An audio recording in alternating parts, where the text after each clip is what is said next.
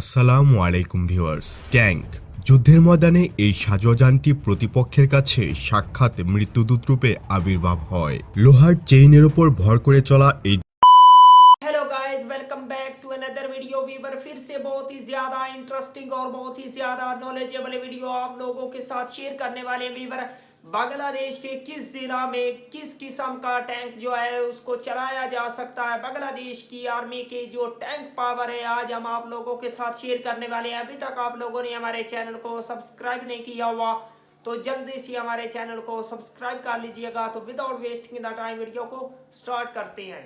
আসসালামু আলাইকুম viewers. Tank যুদ্ধের ময়দানে এই সাজোয়াজানটি প্রতিপক্ষের কাছে সাক্ষাৎ মৃত্যুদূত রূপে আবির্ভাব হয়। লোহার চেইনের উপর ভর করে চলা এই যুদ্ধযানটি আবিষ্কার হওয়ার পর থেকেই যুদ্ধক্ষেত্রে বেশ গুরুত্বপূর্ণ ভূমিকা রেখে আসছে।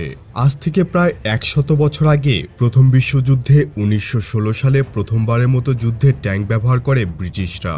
তারপর থেকে ধাপে ধাপে ট্যাঙ্কের উন্নয়ন সাধিত হয়েছে।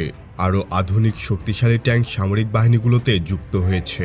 শত বছরের ট্যাঙ্কের ইতিহাসে রয়েছে অনেকগুলো যুদ্ধ, যেগুলোতে বৃহৎ পরিসরের ট্যাঙ্ক অবদান রেখেছিল। বিশেষত দ্বিতীয় বিশ্বযুদ্ধের পর থেকে সব দেশই শক্তিশালী ট্যাঙ্ক তৈরি ও ব্যাপকভাবে সংগ্রহ করতে থাকে। কিন্তু বাংলাদেশের ক্ষেত্রে ব্যাপারটি ব্যতিক্রম। বাংলাদেশ নদীমাতৃক দেশ ও বৃষ্টিপ্রবণ দেশ হওয়ায় এদেশের মাটি বেশিরভাগ অঞ্চলে অত্যন্ত নরম।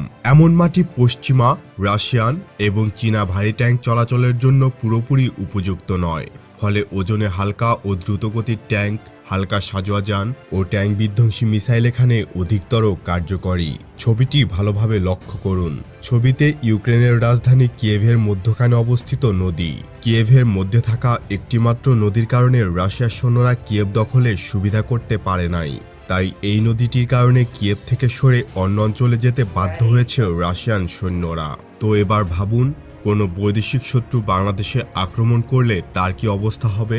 যেই শহরে যাবে তাদেরকে নদীনালা স্বাগতম জানাবে। দরকার পড়বে প্রচণ্ড নেভাল পাওয়ার। ইউক্রেনের সেনাবাহিনী একটি জায়গায় বাংলা সালতানাত নীতি অনুসরণ করেছে, সেটি হলো বৃষ্টি বাহিনীর অপেক্ষা। যেই বৃষ্টি শুরু হলো তখন রাশিয়ার সেনাবাহিনীর ট্যাঙ্কগুলো চলতে অসুবিধা হচ্ছিল।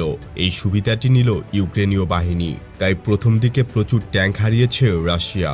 এবার ভাবুন, কোনো বৈদেশিক শত্রু বাংলাদেশের মতো ঘনবৃষ্টির দেশে আক্রমণ করলে তার কি হবে? বাংলাদেশের ভূপ্রাকৃতিক অবস্থান ও এলাকার ভিত্তিতে কোন কোন এলাকায় কি কি ট্যাঙ্ক চলবে বা চলতে পারবে তার একটি ধারণা দেওয়া হবে এই ভিডিওর মাধ্যমে। বুঝার সুবিধার্থে সমগ্র বাংলাদেশকে এখানে কয়েকটি সেক্টরে ভাগ করা হয়েছে। উত্তর পশ্চিম সেক্টর T90S। রাজশাহীর বেশিরভাগ অংশেই T90S চলবে, কিন্তু বগুড়া কিংবা সিরাজগঞ্জ এসব এলাকায় T55 ছাড়া উপায় নেই, কারণ এসব এলাকা নদীর কাছে, মানে মাটি অনেক ভঙ্গুর এবং হালকা হবে। তবে পুরো রংপুরে T72 চালানো যাবে। দক্ষিণ পশ্চিম সেক্টর T72 আর T55 গোত্রের ট্যাঙ্ক চলবে। খুলনা, বরিশাল, মাদারীপুর এগুলো গঙ্গা ডেল্টার অংশ, আর গঙ্গা ডেল্টা গঠিত হয়েছিল পলিমাটি দিয়ে। তারপরে বরিশালে একবার পানি ওঠে আবার যায়। পূর্ব সেক্টর কুমিল্লার নিচে লাকসাম, ভোলার কাছে মজিদে এলাকা, এই জায়গাগুলোতে T55 গোত্রের ট্যাঙ্ক চলবে। আবার কুমিল্লার উপরে আখাউড়া, ব্রাহ্মণবাড়িয়া এসব এলাকায় T72 চালানো যাবে। দক্ষিণ পূর্ব সেক্টর কক্সবাজার এলাকায় T80 চলবে।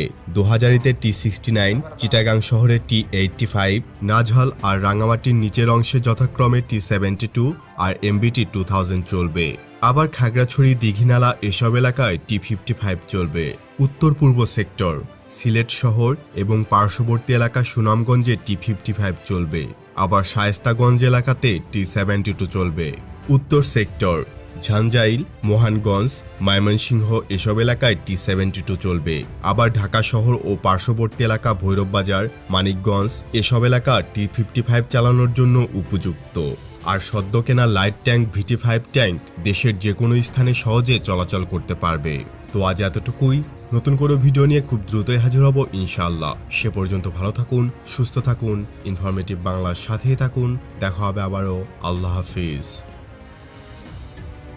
तो ये थी वीवर इंफॉर्मेशन। बांग्लादेश के किस जिला में कौन सा जो टैंक है उसको रन किया जा सकता है। बांग्लादेश के पास दुनिया के जदीद तरीन टैंक भी मौजूद हैं और बांग्लादेश इंशाल्लाह फ्यूचर में दौरे जदीद के मॉडर्न जो टैंक हैं उनको भी ऐड करेगा और अपनी मिलिट्री को और भी ज़्यादा स्ट्रॉन्ग करेगा, क्योंकि बांग्लादेश को भारत और म्यांमार को मुंह तोड़ जवाब देना है। तो बांग्लादेश दौरे जदीद के टैंक की निशाना हासिल करने में कामयाब होगा। अगर आप लोगों को इस किस्म की मजीद इंटरेस्टिंग वीडियो देखनी है तो जल्दी से हमारे चैनल को सब्सक्राइब कर लीजिएगा।